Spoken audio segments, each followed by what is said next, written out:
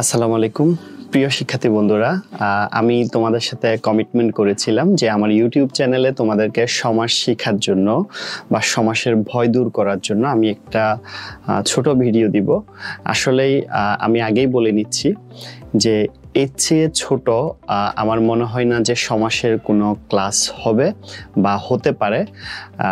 আমি চেষ্টা করছি, আমি আমার সাধ্যমতো সর্বোচ্চ চেষ্টা করেছি যে তোমাদেরকে যেন একটা বেস্ট বাংলা ক্লাস উপহার দেওয়া যায় ইউটিউবে, যেটা সমাসের, এবং যে সমাসের শিখতে 6 মাস সময় লাগে। বাংলা ব্যাকরণের সবচেয়ে কঠিন টপিক সমাস, এই সম্পর্কিত বা এই ধরনের যে তথ্যগুলো বাজারে প্রচলিত আছে বা এটা নিয়ে যে তোমাদের যে ভয়, সেই ভয়টাকে জয় করার জন্য বা সেই ভয়টাকে দূর করার জন্য আমার এই ছোট্ট একটি ক্লাস। আশা করি এক ক্লাসে সমাসের সব সমস্যার সমাধান, যদিও চেষ্টা করেছি সব সমস্যার সমাধান করতে, আমি কতটুকু সফল হয়েছি হয়তো তোমরা ক্লাসটা দেখে বলতে পারবা। তোমরা আমাকে পরবর্তীতেও যেন সমাসের, আমি নর্মালি যখন সমাস পড়াই দুটো পদ্ধতিতে সমাস পড়াই। সমাসের হচ্ছে বেবি মেথড এবং ম্যাচিউরড মেথড, দুইটা মেথড। তো আমি আজকে তোমাদের সাথে বেবি মেথডটা নিয়ে আলোচনা করব। ম্যাচিউর মেথডটা আসলে ওটার জন্য একটু তোমাদের আরেকটু ম্যাচিউর হতে হবে। এই ক্লাসটা করার পর যদি বলো যে আমরা এটা সম্পূর্ণ ক্লিয়ার এবং এটা করে আমাদের ম্যাচিউর মেথডটা দরকার, তখন আমি ম্যাচিউর মেথডের ভিডিওটা দিব। সো আজকে আপাতত যারা এই সমাসের বেবি মেথডের ক্লাসটা করবা, আশা করি তোমাদের খুব বেশি সমাস নিয়ে আর সমস্যা থাকবে না। আমি দেরি না করে যত ইফেক্টিভভাবে ক্লাসটা শেষ করা যায় আমি আমার সর্বোচ্চ চেষ্টা করব। সো শিক্ষার্থী বন্ধুরা, আমি চলে আসতেছি সমাসের।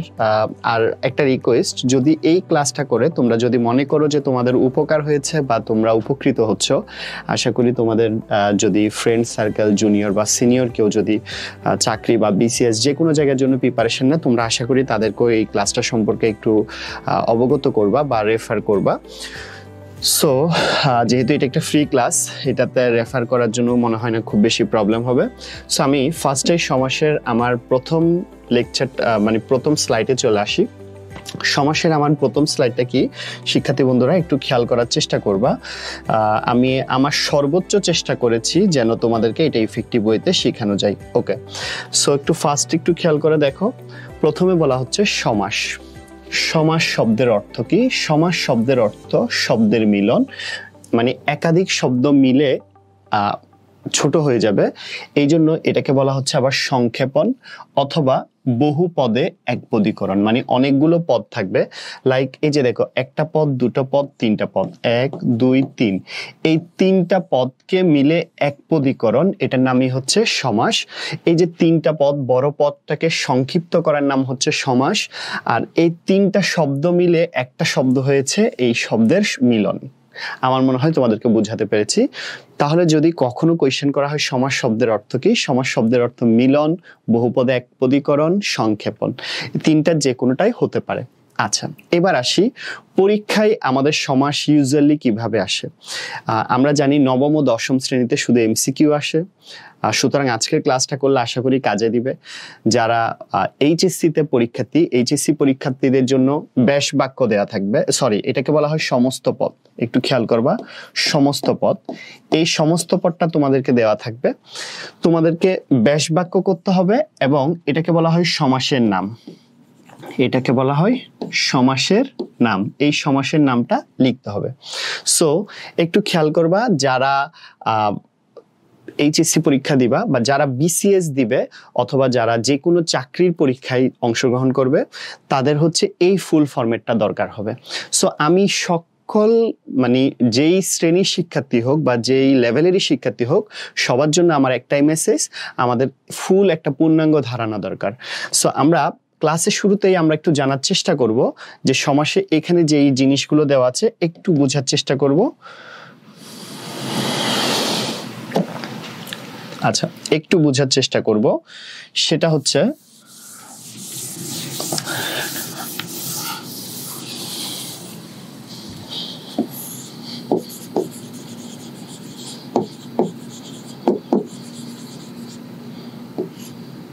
আচ্ছা, সো একটু বোঝার চেষ্টা করব, সেটা হচ্ছে তাহলে বাচ্চারা যেটা দাঁড়াচ্ছে সমাস শব্দের অর্থ শব্দের মিলন, সংক্ষেপণ, বহুপদে একপদীকরণ। ওকে, এবার আসি। একটা সমাসের নরমালি কোয়েশ্চেন হিসেবে এটা দেওয়া থাকবে, কোয়েশ্চেন হিসেবে দেওয়া থাকে সমস্ত পদ, যে পরীক্ষায় আসতে পারে সিংহাসন কোন সমাস, এগুলো যাদের এমসিকিউ রিলেটেড কোয়েশ্চেন হয়। আর যাদের এইচএসসি তে আসবে পরীক্ষায় সিংহাসন শব্দটা দিবে। এই সিংহাসনের ব্যাস বাক্য কি হতে পারে? ব্যাস বাক্য, আমরা একটা জিনিস দেখো, এখানে লেখা আছে বাক্য, ব্যাস বাক্য, এখানে লেখা আছে পদ। তো আমরা জানি পদ শব্দটা হচ্ছে শব্দের আরেক নাম হচ্ছে কি? পদ। তার মানে শব্দ মানে ছোট, তার মানে যেটাই ছোট সেটাই সমস্ত পদ। আর বাক্য মানে ইউজুয়ালি একাধিক শব্দ হয়, তার মানে বাক্য মানে বড় হবে। তার মানে কোনটা ব্যাস বাক্য? যেটা বড় সেটা ব্যাস বাক্য। আর সমস্ত পদ মানে শব্দ যেটা ছোট সেটাই হচ্ছে সমস্ত পদ। মানে সব ব্যাস বাক্যের সবগুলো শব্দকে একসাথে করলেই হচ্ছে সমস্ত পদ। ওকে, সমস্ত মানে সব একসাথে, তার মানে ছোটটার নাম সমস্ত পদ। সমস্ত পদ মানে কোনটা বাচ্চারা? ছোটটা। আর হলো যে ব্যাস বাক্য মানে কোনটা? বড়টা। আচ্ছা, সো আমাদের এই জায়গা থেকে যে জিনিসটা আমরা শিখতে পারি, সমস্ত পদ শিখলাম, ব্যাস বাক্য শিখলাম। এবার সমাসের নাম মধ্যপদলোপী কর্মধারয় সমাস। এটা মধ্যপদলোপী কর্মধারয় সমাস কেমনে হইছে, এটা মধ্যপদলোপী কর্মধারয় সমাস কেমনে হইছে, সেই ব্যাপারটা নিয়ে আমি তোমাদের সাথে আলোচনা করব আজকের এই বেবি মেথডে। সো পরীক্ষায় তুমি সিংহাসন কোয়েশ্চেনটা দেখার সঙ্গে সঙ্গে সমাসের নাম বলে দিতে পারবা। টেকনিকটার নাম কি? টেকনিকটার নাম হচ্ছে ম্যাচিউর মেথড। ম্যাচিউর মেথড বা 18+ মেথড। ম্যাচিউর মেথড বা 18+ মেথড। অন্যদিকে পরীক্ষায় তুমি যদি ব্যাস বাক্য বানাতে পারো তাহলে সমাসের নাম বলে দিতে পারবা। সেই টেকনিকটার নাম কি বাচ্চারা? বেবি মেথড, মানে বাচ্চা পদ্ধতি। তো আমরা আজকে শুধু বেবি মেথডটা নিয়ে আলোচনা করব, কারণ তুমি যেই লেভেলের স্টুডেন্টই হও, তুমি শুধু এটা পারলে হবে না, তোমাকে আসলে ব্যাস বাক্য পারতে হবে। এবং কথা হচ্ছে ভাইয়া ব্যাস বাক্যটা কিভাবে পারবো? ব্যাস বাক্যের জন্য অনেকে অনেক ধরনের অনেক চাপাবাজি করে যে ব্যাস বাক্য এইভাবে শিখবা। ব্যাস বাক্য শিখার, সত্য কথা বলতে ব্যাস বাক্য শিখার কোনো টেকনিকই নাই। ব্যাস বাক্যটা কমন সেন্স দিয়ে এবং প্র্যাকটিসের মাধ্যমে শিখতে হবে। সিংহাসন মানে কি? সিংহ চিহ্নিত আসন, মানে অনেকটা সিংহের মতো যে আসনটা সেটাই হচ্ছে সিংহাসন। আম কুড়ানো মানে কি? আমটাকে কুড়ানো, আমকে কুড়ানো। মা বাবা মানে কি? মা ও বাবা। এখন তুমি যদি পরীক্ষায় আসে মা বাবা মানে কি? মা চিহ্নিত বাবা বলবা না। আম কুড়ানো মানে কি? আম চিহ্নিত কুড়ানো বলবা না। তার মানে সোজা কথা হচ্ছে যদি বলা হয় গায়ে হলুদ, গায়ে হলুদ দেওয়া হয় যে অনুষ্ঠানে। তার মানে এইগুলো কমন সেন্সের ব্যাপার, এটা কোনো কঠিন ব্যাপার না। এটা শুধু একটু মাথা ঠান্ডা রেখে সাধনা করে তোমাকে প্র্যাকটিস করতে হবে। সো ব্যাস বাক্য কিভাবে বের করব? প্র্যাকটিস করে করে এবং বারবার প্র্যাকটিস করে করে একটু চেষ্টা করলেই আর কমন সেন্স খাটালে ব্যাস বাক্য পারবো। তার মানে সমস্ত পদ পরীক্ষায় দেওয়া থাকবে, ব্যাস বাক্য প্র্যাকটিস করে করে পারবো। সমাসের নাম কিভাবে পারবো সেই টেকনিকটা আজকে শিখাবো এই বেবি মেথডের ক্লাসে। আশা করি তোমরা এনজয় করবা এবং সমাসটা ক্লিয়ারলি শিখতে পারবা। আরেকটা কথা বাচ্চারা বলে রাখতে হয় যে একটা সমাসের সমস্ত পদে সাধারণত দুটি অংশ থাকে। একটা সমাসের সমস্ত পদে সাধারণত দুটি অংশ। যেমন একটু খেয়াল করে তোমরা যদি দেখো, এই জায়গাটাতে দেখো সিংহাসন, একটা হচ্ছে সিংহ আর একটা আসন। কি কি বলতো? একটা হচ্ছে সিংহ আর একটা হচ্ছে আসন। একটা সমাসের সমস্ত পদে সাধারণত দুটি অংশ থাকে। এই দুটো অংশকে আমরা প্রথম অংশটাকে পূর্বপদ, এই যে সিংহ, প্রথম অংশটাকে পূর্বপদ বলবো। পরের অংশ যেটা থাকবে, দ্বিতীয় অংশ যেটা থাকবে, এই দ্বিতীয় অংশটাকে আমরা পরপদ বা উত্তরপদ বলবো। তার মানে একটা সমাসের সমস্ত পদে ম্যাক্সিমাম টাইম, সবসময় না, ম্যাক্সিমাম টাইম দুটো অংশ, একটা হচ্ছে পূর্বপদ বা প্রথম অংশ পূর্বপদ আর একটা হচ্ছে পরপদ। তার মানে এটা কিন্তু আমরা যদি হিসাব করি ব্যাস বাক্যের ক্ষেত্রে, এটা পূর্বপদ, এটা পরপদ। মনে থাকবে? আশা করি পূর্বপদ আর পরপদ নিয়ে তোমাদের কোনো সমস্যা হবে না। আমরা যখন এখন সমাসটা পড়াবো তখন এই পূর্বপদ পরপদটা খুবই ইম্পর্টেন্ট এবং খুবই কাজে দিবে তোমাদেরকে। ওকে, পূর্বপদ পরপদ শিখা হয়ে গেল। পরের স্লাইডে আসি। দেখো বেবি মেথডের আমার 1 নাম্বার রুলস যেটা, সেটা হচ্ছে ব্যাস বাক্যের শেষে জার থাকলে বহুব্রীহি সমাস। ব্যাস বাক্যের শেষে জার থাকলে, তাহলে খেয়াল করবা, যেটা ব্যাস বাক্য মানে যে বড় বাক্যটা, সেটার শেষে মানে ওই বাক্যের শেষে যদি এই যার কথাটা থাকে, যার কথাটা থাকে, তার নাম বহুব্রীহি সমাস। আশা করি তোমাদের এটা নিয়ে আর প্রবলেম হবে না। আমি তোমাদেরকে একটা প্র্যাকটিস বলে দিচ্ছি। আচ্ছা, আমি তোমাদের একটা প্র্যাকটিস বলে দিচ্ছি। যেমন যদি আসে 80-20 সমান সমান 80-তে 20 জার। আচ্ছা, এটার নাম হচ্ছে বহুব্রীহি সমাস। সো 80-তে 20 এটা বহুব্রীহি সমাস কিভাবে হবে বাচ্চারা, আমরা কিভাবে বুঝবো? এই যে দেখো, আমি তোমাদেরকে একটু আগে বলেছিলাম বেশ বাক্যের শেষে যার থাকলে বহুব্রীহি সমাস। দেখো তো শেষে যার কথাটা আছে, তাহলে কোনো বেশ বাক্যের শেষে যদি যার শব্দটা দেখো, আবারও বলছি বেশ বাক্যের শেষে যদি যার শব্দটা দেখো তার নাম হবে কি? বহুব্রীহি সমাস। আমরা আরো একবার বলে দিচ্ছি, বেশ বাক্যটার শেষে যদি যার থাকে এটা কি সমাস? বহুব্রীহি সমাস। এটা বহুব্রীহি সমাস। সেম ভাবে যদি বলা হয় উনপাজুরে, সেম ভাবে যদি বলা হয় উনপাজুরে, এটার ব্যাস বাক্য কি হবে? উনপাজুরে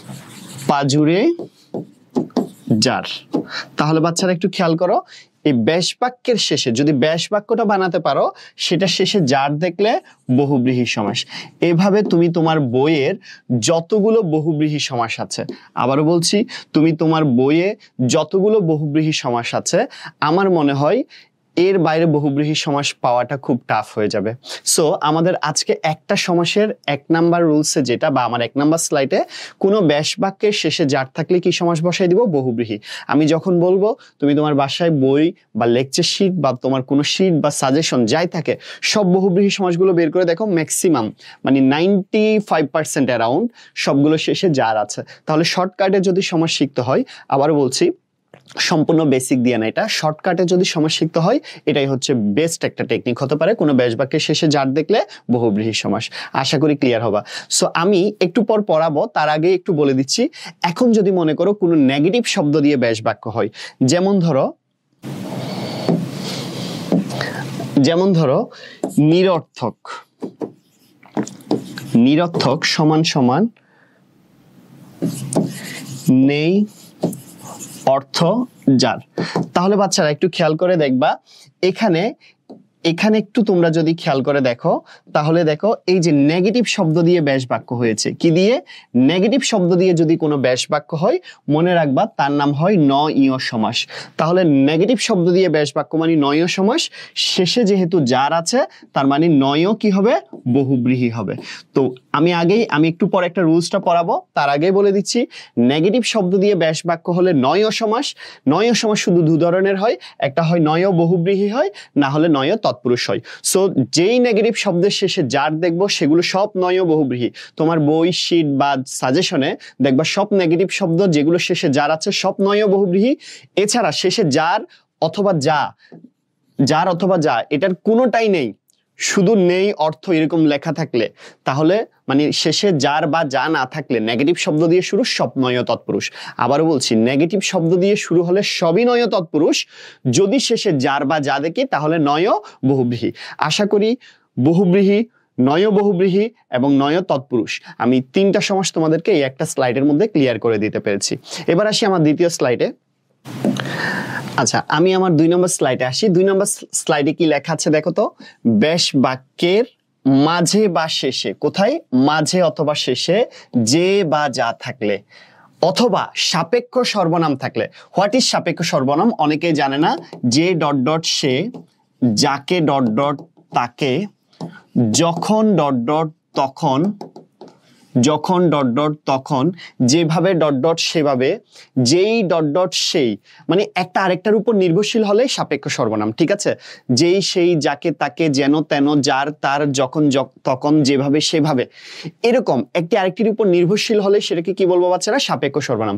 পরীক্ষায় যদি তুমি সাপেক্ষ সর্বনাম দেখো, তাহলে দ্বিধাদ্বন্দ্বে না থেকে ধরে নিতে পারো ম্যাক্সিমাম টাইম এটা কি হবে? কর্মধারয় সমাস হবে। যেমন আমি একটা এক্সাম্পল বলি, যিনি জজ, তিনি সাহেব। তাহলে বাচ্চারা একটু দেখো, যিনি জজ, তিনি সাহেব, এই যে যিনি, তিনি, একটা আরেকটার উপর নির্ভরশীল না? এই সাপেক্ষ সর্বনাম, এটা কি বলতো? সাপেক্ষ সর্বনাম দেখলে আমরা কি বসাই দিব বলতো বাচ্চারা? আমরা বসাই দিব সাপেক্ষ সর্বনাম দেখলে এটা কি হবে? এটা হচ্ছে কর্মধারয় সমাস হবে, কর্মধারয় সমাস হবে। এবার আসি, বলা হচ্ছে ব্যাস বাক্যের মাঝে বা শেষে যে বা যা থাকলে সেটার নাম হচ্ছে কর্মধারয় সমাস। আমি একটা এক্সাম্পল বলি, বলা হচ্ছে দেখো, নীল যে কণ্ঠ সমান কি বলতো? নীলকণ্ঠ সমান নীলকণ্ঠ। আচ্ছা, নীল যে কণ্ঠ সমান নীল কণ্ঠ। ব্যাস বাক্যের মাঝে বা শেষে যে বা যা থাকলে, মাঝে কি আছে? যে আছে। মাঝে যেহেতু যে আছে, তার মানে এটা কি হবে বলো তো বাচ্চারা? কর্মধারয় সমাস। কর্মধারয় সমাস। আচ্ছা, এখন দেখো এটার আরেকটা ব্যাস বাক্য হয়, নীল যে কণ্ঠ না বলে যদি বলা হয় নীল কণ্ঠ যার। আচ্ছা, একটু আগেই তোমাদেরকে বলছি ব্যাস বাক্যের শেষে যদি যার থাকে, ব্যাস বাক্যের শেষে যদি যার থাকে, আবারও বলতেছি ব্যাস বাক্যের শেষে যার থাকলে কি হবে? বহুব্রীহি। তার মানে তুমি একটা সমাসকে ব্যাস বাক্যের শেষে যার দেখলে বহুব্রীহি বসাই দিবা যদি বসে রুলস অনুযায়ী, আর মাঝে যদি যে থাকে সেটা কি বসাই দিবা? কর্মধারয়। তো আমার মনে হয় প্রিয় শিক্ষার্থী বন্ধুরা, তোমাদের বহুব্রীহি, নয় বহুব্রীহি, নয় তৎপুরুষ, কর্মধারয় এই 4টা সমাস নিয়ে তোমাদের আজকের পর আর কোনো প্রবলেম থাকবে না। সো এখন পরের স্লাইডে আসি। আচ্ছা, আমার পরের স্লাইডটাতে দেখা যাচ্ছে ব্যাস বাক্যের মাঝে বা শেষে, কোথায়? ব্যাস বাক্যের মাঝে বা শেষে যে বা যা থাকবে। ব্যাস বাক্যের মাঝে বা শেষে যে বা যা থাকবে। কর্মধারায়ও সেমটা ছিল, কিন্তু এখানে একটু দেখো কিন্তু দেওয়া আছে, কিন্তু তার আগের শব্দটি, এই যে ব্যাস বাক্যের মাঝে বা শেষে যে বা যা থাকবে তার ইমিডিয়েট আগে যে শব্দটা থাকবে, এই তার ইমিডিয়েট আগের শব্দটি কিসের? এই যে বা যা এর আগের শব্দটি, তার আগের শব্দটি যদি ক্রিয়াপদ মানে কি বলতো ভাইয়ারা? ভার্ব। যদি ক্রিয়াপদ মানে ভার্ব হয় তবে তার নাম হবে উপপদ তৎপুরুষ সমাস। তবে তার নাম কি হবে? উপপদ তৎপুরুষ সমাস। যেমন আমি যদি তোমাদেরকে একটা এক্সাম্পল বলি, পকেট মারে যে সমান সমান পকেট মার। পকেট মার, ঠিক আছে? আচ্ছা, এরপর পঙ্কে জন্মে যা সমান পঙ্কজ। পঙ্কে জন্মে যা। বাচ্চারা একটু যদি তোমরা ঠিক মতো খেয়াল করো, তোমরা একটু জিনিসটা দেখবা, সেটা হচ্ছে একটু খেয়াল করলেই বুঝতে পারবা। দেখো, ব্যাস বাক্যের শেষে যে বা যা থাকবে, এই যে শেষে কি আছে? যা আছে, অথবা শেষে কি আছে? যে আছে। তার আগের শব্দটি, ঠিক আছে, তার আগের শব্দটি একটা দেখো ভার্ব বা ক্রিয়াপদ আছে। দেখো তো, এই যে মারে, ভার্ব। মারে শব্দটা কি? একটি ভার্ব। জন্মে একটি ভার্ব। তাহলে দেখো মাঝে বা শেষে যে বা যা থাকবে তার আগের শব্দে যদি ক্রিয়াপদ থাকে তার নাম উপপদ তৎপুরুষ সমাস। আমার মনে হয় যেহেতু উদাহরণ সহ লিখে দিলাম, আজকের পর উপপদ তৎপুরুষ সমাস নিয়েও আর সমস্যা হবে না। তাহলে আমরা কি কি শিখলাম? বহুব্রীহি সমাস, নয় বহুব্রীহি, নয় তৎপুরুষ সমাস, কর্মধারয় সমাস, উপপদ তৎপুরুষ সমাস। 5 প্রকারের সমাস আমরা ইতিমধ্যে শিখে ফেললাম। আমরা পরের স্লাইডে আসি। পরের স্লাইডে যে উদাহরণটা, সেটা হচ্ছে ব্যাস বাক্যের শুরুতে পরাফলা থাকলে তার নাম হচ্ছে প্রাদি সমাস। ব্যাস বাক্যের শুরুতে পরাফলা থাকলে ম্যাক্সিমাম সময় এটা আসে এভাবে, একটু খেয়াল করো, প্রভাত, প্রগতি, প্রলয়, প্রণাম। তাহলে এটার ব্যাস বাক্য কি হয়? এটার ম্যাক্সিমাম সময় খেয়াল রাখবা, ব্র্যাকেটে লিখতে হবে প্রকৃষ্ট রূপে। প্রকৃষ্ট রূপে, প্র দিয়ে ব্র্যাকেটে লিখতে হবে প্রকৃষ্ট রূপে, যে ভাত। আচ্ছা, সেম ভাবে এটা ব্র্যাকেটে লিখতে হবে প্রকৃষ্ট রূপে, ব্র্যাকেটে লিখতে হবে প্রকৃষ্ট রূপে, যে গতি। কোয়েশ্চেন ইজ, একটু আগেই তো স্যার আপনি আমাদেরকে বললেন, একটু আগেই আপনি আমাদেরকে বলছেন যে ব্যাস বাক্যের মাঝে যে বা যা থাকলে কর্মধারয়। তাহলে এটা আমি কর্মধারয় দিলে সমস্যা আছে? হ্যাঁ আছে, কারণ আমি বলছি যখন ব্যাস বাক্যের শুরুতে দেখবা তখন ওই যে বা যা আর খাটবে না। দেখছি, দেখো সমস্ত পদেও আছে, ব্যাস বাক্য আছে। আমার মেইন ফোকাস কিন্তু ব্যাস বাক্যটা। সমস্ত পদও থাকে, ব্যাস বাক্য থাকে, দুই জায়গায় থাকতে পারে। ম্যাক্সিমাম সময় পরীক্ষায় কোয়েশ্চেন দেখেই বুঝে যাবা যে যেহেতু বলছে তার মানে এটা প্রগতি, প্রভাত, এরকম মানে দিয়ে প্রাদি সমাস। সোজা কথা, দিয়ে ব্যাস বাক্য বা মাঝে মধ্যে সমস্ত পদ যদি শুরু হয় তার নাম হচ্ছে কি? আমরা ধরে নিব এটা হচ্ছে প্রাদি সমাস। সো পরের স্লাইডে আসি আমরা। ব্যাস বাক্যের শুরুতে অন্য এবং সমস্ত পদের শেষে অন্তর শব্দটি থাকলে, বাচ্চারা একটু খেয়াল করবা, এখানে কি বলা হচ্ছে? বলা হচ্ছে ব্যাস বাক্যের শুরুতে অন্য আর সমস্ত পদের, ব্যাস বাক্যের শুরুতে অন্য আর সমস্ত পদের শেষে অন্তর শব্দটি থাকলে তার নাম নিত্য সমাস। যেমন আমি একটা এক্সাম্পল লিখি, তোমরা মনে হয় এক্সাম্পল লিখলে ক্লিয়ার হয়ে যাবা, সেটা একটু ক্লিয়ার করে দিচ্ছি তোমাদেরকে। এক্সাম্পল লিখি, গ্রামান্তর, লোকান্তর, দেশান্তর, ভাবান্তর, অনেকগুলো এক্সাম্পল তোমাদেরকে বলতেছি। তাহলে একটু দেখো, খেয়াল করে দেখো, আমি যদি এটা লিখি অন্য গ্রাম, লোকান্তর, অন্য লোক, ঠিক আছে? আচ্ছা, এগুলো সবগুলো কি সমাস হবে? সবগুলো নিত্য সমাস। কিভাবে? এই যে দেখো, নিত্যতা, আমি একটা ইজি টেকনিক দেখাই দিচ্ছি। দেখো, জফলা আছে, নিত্যতেও জফলা আছে, অন্যতেও জফলা, নিত্যতেও জফলা। তাইলে এরকম অন্য দিয়ে শুরু করলেই কি দিয়ে দিব? নিত্য সমাস। তাহলে আবার এখানে দেখো শেষে অন্তর কথাটা আছে, গ্রাম যোগ অন্তর সমান গ্রামান্তর, লোক যোগ অন্তর সমান কি? লোকান্তর। তাহলে দেখো, সমস্ত পদের শেষে অন্তর থাকবে, ব্যাস বাক্যের শুরুতে অন্য থাকবে, সেটার নাম কি দিয়ে দিব? নিত্য সমাস। আশা করি তোমাদের এটা নিয়েও কোনো প্রবলেম নেই। পরের স্লাইডে চলে আসতেছি। আচ্ছা, বলা হচ্ছে ন, না, নি, নাই, নেই, নয়, নে, এগুলো সব কেমন শব্দ? নেগেটিভ শব্দ। এই নেগেটিভ শব্দ দিয়ে কোনো ব্যাস বাক্য শুরু হলে তার নাম কি? নয় সমাস।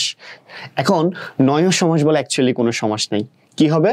হয় নয় তৎপুরুষ, না হয় নয় বহুব্রীহি, না হয় নয় বহুব্রীহি। তাহলে নয় সমাস কয় প্রকার বলো তো বাচ্চারা? দুই প্রকার। একটা হচ্ছে নয় তৎপুরুষ, অথবা একটা নয় বহুব্রীহি। এখন কোনো নেগেটিভ শব্দ দিয়ে যদি ব্যাস বাক্য শুরু হয়, সেটা নয় তৎপুরুষ বা নয় বহুব্রীহি হবে। আমি দুটো এক্সাম্পল বোঝাচ্ছি। যেমন অস্থির, বেওয়ারিশ। আচ্ছা বাচ্চারা একটু খেয়াল করবা, অস্থিরের ব্যাস বাক্য কি? অস্থিরের ব্যাস বাক্য হচ্ছে নয় স্থির, নয় স্থির। বেওয়ারিশ মানে ব্যাস বাক্য হচ্ছে নেই ওয়ারিশ, নেই ওয়ারিশ যার। আচ্ছা, একটু খেয়াল করলেই তোমরা সবাই ক্লিয়ার হয়ে যাবা। একটু খেয়াল করলেই, আবারও বলতেছি, একটু যদি খেয়াল করো তোমরা সবাই ক্লিয়ার হয়ে যাবা। দেখো, নয় স্থির নেগেটিভ শব্দ, বেওয়ারিশ নেই ওয়ারিশ যার। নেগেটিভ শব্দ দিয়ে শুরু হলেই আমরা বুঝে যাচ্ছি এটা নয় সমাস হবে। এটা কি হবে? নয় সমাস হবে। কথা হচ্ছে শেষে যার দেখলেই আমি বলছি কোনো চিন্তা করার সুযোগ নেই, বহুব্রীহি। তাইলে নয় বহুব্রীহি, নয় বহুব্রীহি। আর শেষে যার ছাড়া যাই পাবা, যার অথবা যা, এটা ছাড়া যা পাবা সবগুলো নয় তৎপুরুষ। তাহলে এটা কি হবে? নয় তৎপুরুষ। আশা করি এখন নয় তৎপুরুষ আর বহুব্রীহি নিয়ে আরো ক্লিয়ার হয়ে গেছো। আচ্ছা, পরের স্লাইডে চলে আসি। পরের স্লাইডে চলে আসলাম। দেখো, বলা হচ্ছে ব্যাস বাক্যের পূর্বপদ। বাচ্চারা একটু খেয়াল করবা, ব্যাস বাক্যের পূর্বপদ ও সমস্ত পদের পূর্বপদ। খেয়াল করবা, একটা ব্যাস বাক্যের পূর্বপদ আর একটা সমস্ত পদের পূর্বপদ, উভয়েরই পূর্বপদে একই বিভক্তি থাকলে, খেয়াল রাখতে হবে, উভয়ের পূর্বপদে যদি একই বিভক্তি থাকে তার নাম হচ্ছে কি? অলুক সমাস। মনে রাখবা, অলুক সমাস বলে কোনো সমাস নাই। হয় অলুক দ্বন্দ্ব, না হয় অলুক তৎপুরুষ, না হয় অলুক বহুব্রীহি। এই তিন ধরনের সমাস হয়। অলুক সমাস হচ্ছে তিন ধরনের।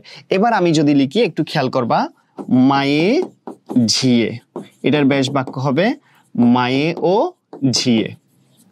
আচ্ছা, এরপর লিখব চোখের বালি। চোখের বালির ব্যাস বাক্য হচ্ছে চোখের বালি। চোখের বালির ব্যাস বাক্য কি? চোখের বালি। মাথায় পাগড়ি, মাথায় পাগড়ি। মাথায় পাগড়ির ব্যাস বাক্য হচ্ছে মাথায় পাগড়ি যার। বাচ্চারা একটু খেয়াল করার চেষ্টা করবা।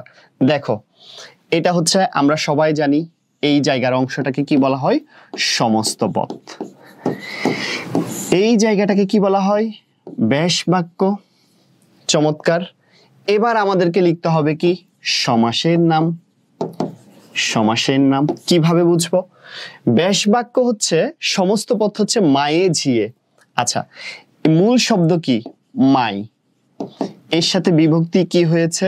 এর সাথে একটা বিভক্তি যুক্ত হয়েছে, এ বিভক্তি।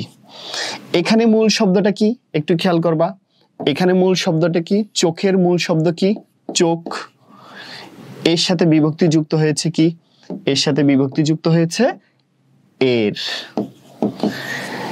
পরেরটাতে মূল শব্দ কি? একটু খেয়াল করো, পরেরটাতে মূল শব্দ হচ্ছে মাথা। এর সাথে বিভক্তি যুক্ত হয়েছে কি? মাথা। এর সাথে বিভক্তি যুক্ত হয়েছে র। আচ্ছা, তার মানে সমস্ত পদের পূর্বপদ, এই যে একটা সমস্ত পদের দুটো অংশ থাকবে, আবারও বলে দিচ্ছি, একটা সমস্ত পদের এই যে দেখো, এটা প্রথম অংশ, এটা দ্বিতীয় অংশ। প্রথম অংশ যেটা সেটাকে বলা হবে পূর্বপদ, প্রথম অংশ যেটা সেটাকে কি বলা হয়? পূর্বপদ। আর দ্বিতীয় অংশটাকে বলা হবে পরপদ। তাহলে দেখো, এই সমস্ত পদের যেটা প্রথম অংশ মানে পূর্বপদ, অন্যদিকে ব্যাস বাক্যেরও দেখো এই প্রথম অংশ যেটা এটাকে বলা হবে কি? পূর্বপদ। কোন পদ? পূর্বপদ। এই ব্যাস বাক্যের প্রথম অংশে মায়ে, এখানেও বিভক্তি কি দেখো? মাই যোগ এ, এখানেও চোখ যোগ এর, এখানেও মাথা যোগ র। একটু খেয়াল করবা, মাথা যোগ র, মাই যোগ এ, চোখ যোগ এর, মাথা যোগ র। তাহলে দেখো, এখানেও যে বিভক্তি এ, এখানেও সেম বিভক্তি, এখানে দুইটাতেই সেম বিভক্তি, দুইটাতেই সেম বিভক্তি। সমস্ত পদের পূর্বপদ, পূর্বপদ কোনটা? প্রথম অংশটা পূর্বপদ, আর ব্যাস বাক্যেরও পূর্বপদ। উভয়ের পূর্বপদে যদি সেম বিভক্তি থাকে তার নাম আমরা বসাই দিব বলছি কি? অলুক সমাস।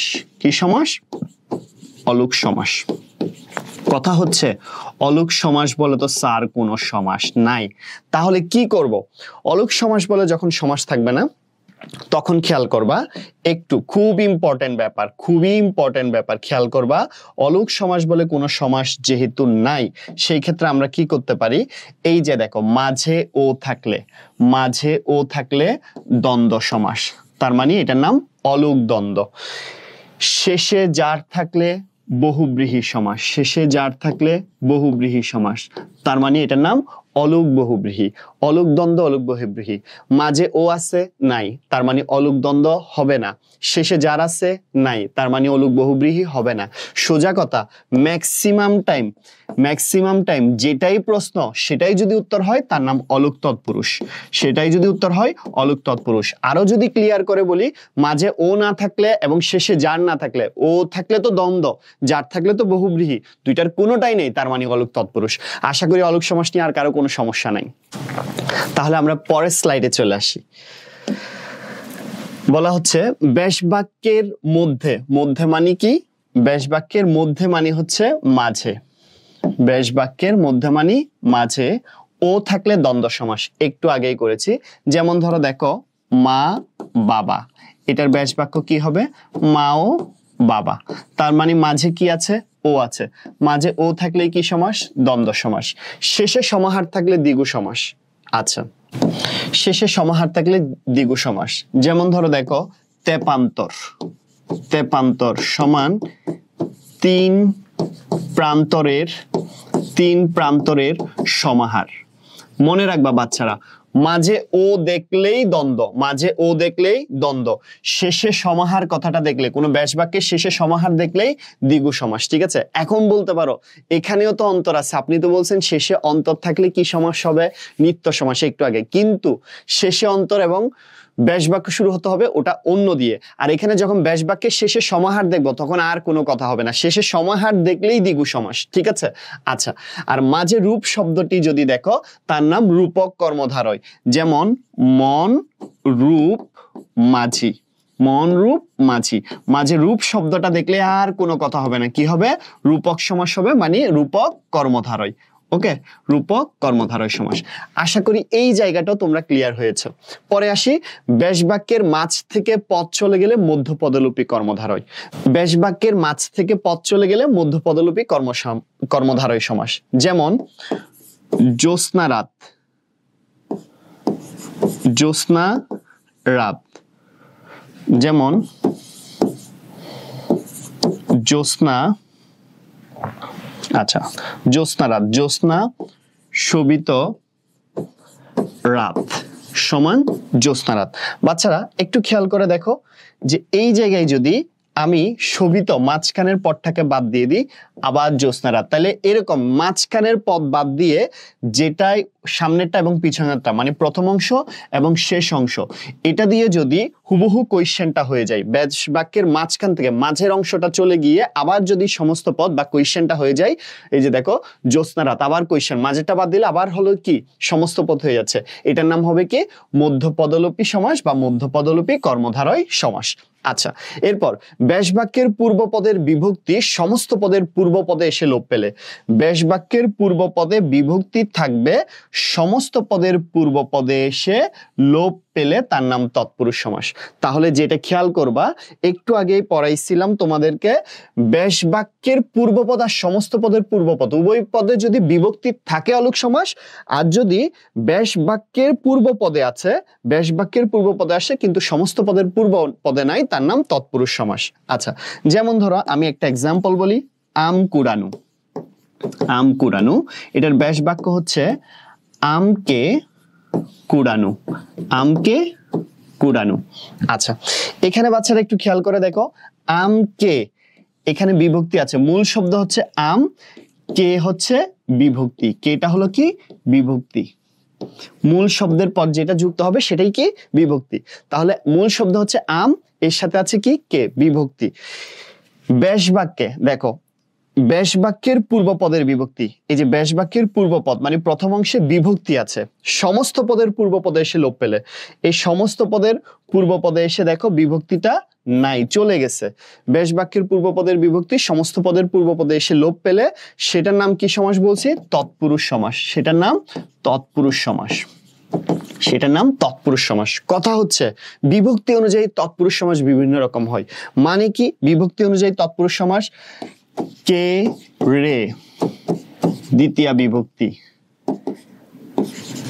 দ্বারা দিয়া কর্তৃক তৃতীয় বিভক্তি, নিমিত্তে জন্য কে রে চতুর্থী বিভক্তি, হতে থেকে চেয়ে পঞ্চমী বিভক্তি, র এর ষষ্ঠী বিভক্তি, এ অন্তস্থ তে সপ্তমী বিভক্তি। মনে রাখবা বাচ্চারা, এই বিভক্তিগুলো যদি থাকে, এই বিভক্তিগুলো যদি থাকে এই অনুযায়ী তৎপুরুষ সমাস হবে। মানে ব্যাস বাক্যের পূর্ব পদে এই শব্দগুলো আছে এবং সমস্ত পদের পূর্ব পদে এসে এই শব্দগুলো যদি লোপ পায় তার নাম হচ্ছে, যেই শব্দ লোপ পাবে, যেমন আমি একটা এক্সাম্পল দেখাই, এই যে দেখো আমকে কুড়ানো, আমকে এখানে দেখো কে আছে, কে হলো যে, তাইলে আমি এখানে দেখি কে রে দ্বিতীয় বিভক্তি, তাইলে দেখো এই কেটা এখানে এসে লোপ পেয়েছে। ব্যাস বাক্যের পূর্ব পদের এই কে বিভক্তি সমস্ত পদে লোপ পেয়েছে। কে কোন বিভক্তি ছিল? দ্বিতীয় বিভক্তি। তার মানে এটা শুধু তৎপুরুষ লিখলে হবে না, এটার নাম লিখতে হবে দ্বিতীয় তৎপুরুষ। এই জন্যই লিখে দিয়েছি বিভক্তি অনুযায়ী তৎপুরুষ সমাস বিভিন্ন রকম হতে পারে। এই অংশটা একটু স্ক্রিনশট মেরে নিবা এবং একটু পড়ে নেওয়ার চেষ্টা করবা। কথা হচ্ছে ভাইয়া বা স্যার কে রে দ্বিতীয়তেও দিলেন, আবার কে রে আপনি চতুর্থীতেও দিলেন, কেন? কে রে দ্বিতীয়া এবং চতুর্থী উভয় জায়গায় কেন? কারণ হচ্ছে একটু খেয়াল করবা, কে রে দ্বিতীয়া এবং চতুর্থী উভয় জায়গায় দেওয়ার রিজনটা হচ্ছে একটাই, কে রে দ্বিতীয় বিভক্তিও হয় চতুর্থ বিভক্তি হয়। যদি কে রে সম্প্রদান কারকে হয়, সম্প্রদান কারকে হয় তখন চতুর্থ বিভক্তি, এছাড়া কে রে দ্বিতীয় বিভক্তি। এটা একটু মনে রাখবে, এছাড়া সব কে রে দ্বিতীয় বিভক্তি, শুধু সম্প্রদান মানে স্বার্থ ত্যাগ করে যদি দিয়ে দেওয়া হয় তখন চতুর্থ বিভক্তি। সো আমরা পরের স্লাইডে আসি। এখান থেকে কোয়েশ্চেন আসে খুবই ইম্পর্টেন্ট, অভাব পর্যন্ত, সদৃশ, সাদৃশ, উপ, মত, ঈষৎ, পশ্চাৎ, অতিক্রান্ত, অনতিক্রান্ত, অতিক্রম, অনতিক্রম, প্রতি, সম্মুখে, দ্বিরুক্ত শব্দ। ম্যাক্সিমাম টাইম, আমি আবারও বলতেছি ম্যাক্সিমাম টাইম এই শব্দগুলো তুমি দেখলেই চোখ বন্ধ করে অব্যয়ীভাব সমাস বসাই দিতে পারো। যেমন আমি যদি বলি হা ভাত, এটার ব্যাস বাক্য কি? ভাতের অভাব। অভাব শব্দটা দেখলেই কি অব্যয়ীভাব সমাস। সেম ভাবে যদি বলি আকণ্ঠ, আকণ্ঠ, কণ্ঠ পর্যন্ত, পর্যন্ত দেখলেই অব্যয়ীভাব, ঠিক আছে? উপনদী, নদীর সাদৃশ। ঠিক আছে বাচ্চারা, তাহলে দেখো সাদৃশ পর্যন্ত অভাব এগুলো দেখলে এই কথাগুলো যদি দেখো তার নাম অব্যয়ভাব। শীট বই যা থাকে দেখো সব অব্যয়ভাবে এই কথাগুলো কোনো না কোনো ভাবে আছে। পরের স্লাইডে আসি। এটা অনেকের কাছে কঠিন মনে হয় বাট সহজ। মনে রাখবা, বেশ বাক্যের মাঝে ন্যায় শব্দটি থাকলে এবং সত্য ঘটনা বুঝালে, এই কথাটা তুমি চাইলে বাদও দিতে পারো, বাট এটা মাঝে মধ্যে কাজে আসে। হ্যাঁ, মাঝে মধ্যে কাজে আসে। বেশ বাক্যের মাঝে ন্যায় থাকলেই উপমান, আর বেশ বাক্যের শেষে ন্যায় শব্দটি থাকলেই উপমিত। বাট মনে রাখবা, সত্য মিথ্যার কথাটা আসে মাঝে মধ্যে, সত্য মিথ্যার কথাটা আসে মাঝে মধ্যে, সত্য মিথ্যার কথা আসে মাঝে মধ্যে। ওকে, সো আমি যদি তোমাদেরকে একটা এক্সাম্পল দিই, আমার মনে হয় তোমরা ক্লিয়ার হয়ে যাবা।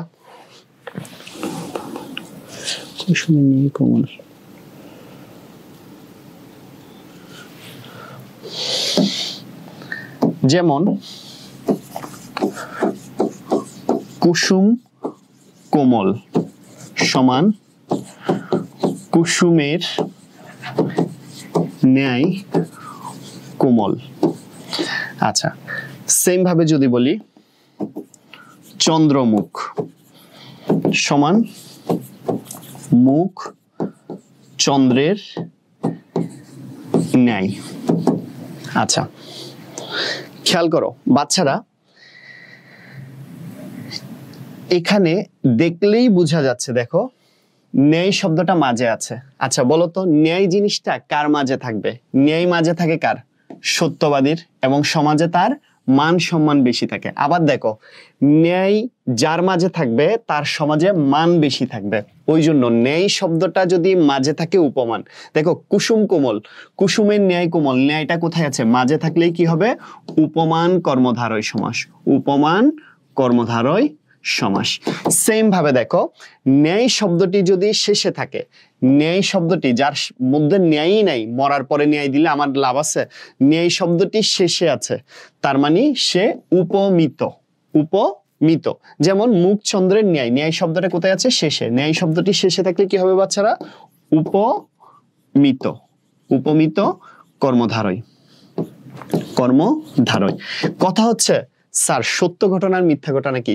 কুসুম কোমল, কুসুম যেরকম সফট হয় ওরকম সফট হওয়া সম্ভব নাকি সম্ভব না? সম্ভব, তার মানে সত্য ঘটনা বোঝাচ্ছে, ওই জন্য এটা উপমান। আবার দেখো, তোমাকে যতই পাম্পুটি মারি, তুমি চাঁদের মতো সুন্দর, চন্দ্রের মতো সুন্দর হওয়া পসিবল না, মিথ্যা কথা।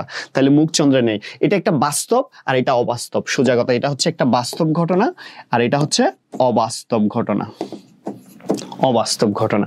সো আশা করি উপমান এবং উপমিত কর্মধারয় নিয়ে আর কখনো তোমাদের কোনো সমস্যা হবে না। পরের স্লাইডে আসি আমরা। প্রায় একই শব্দ মানে যুগ্মরীতি দ্বিরুক্তি। What is যুগ্মরীতি দ্বিরুক্তি? যুগ্মরীতি দ্বিরুক্তি মানে দ্বিরুক্ত শব্দ, কিন্তু দুইটা হুবহু সেম হবে না, হালকা চেঞ্জ হবে।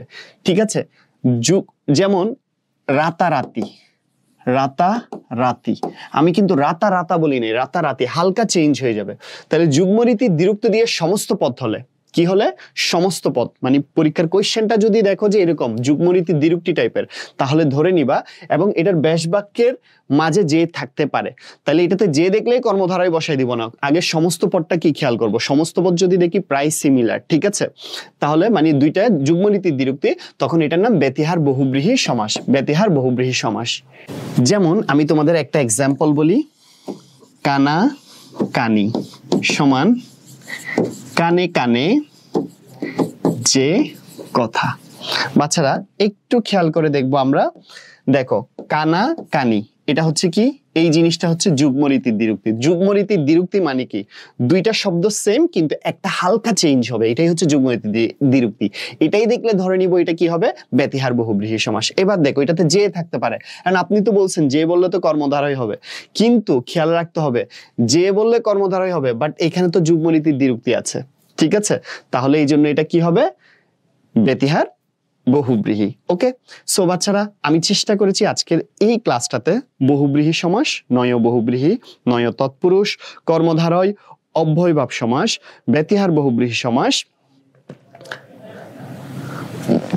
সো আমি চেষ্টা করেছি তোমাদেরকে আজকের এই ক্লাসটাতে বহুব্রীহি সমাস, নয় বহুব্রীহি সমাস, ব্যতিহার বহুব্রীহি সমাস, নয় তৎপুরুষ সমাস, কর্মধারয় সমাস, উপপদ তৎপুরুষ সমাস, দ্বন্দ্ব সমাস, দ্বিগু সমাস, অব্যয়ভাব সমাস, প্রাদি সমাস, নিত্য সমাস, অলুক সমাস মানে অলুক তৎপুরুষ, অলুক বহুব্রীহি সমাস, উপমান কর্মধারয় সমাস, উপমিত কর্মধারয় সমাস, মধ্যপদলোপী কর্মধারয় সমাস, রূপক কর্মধারয় সমাস সহ যত ধরনের সমাস আছে ম্যাক্সিমাম সমাস তোমাদেরকে আজকের এই ক্লাসটাতে সংক্ষেপে টেকনিক্যালি যতটুকু পারি সর্বোচ্চ সহজ করে দেওয়ার চেষ্টা করেছি।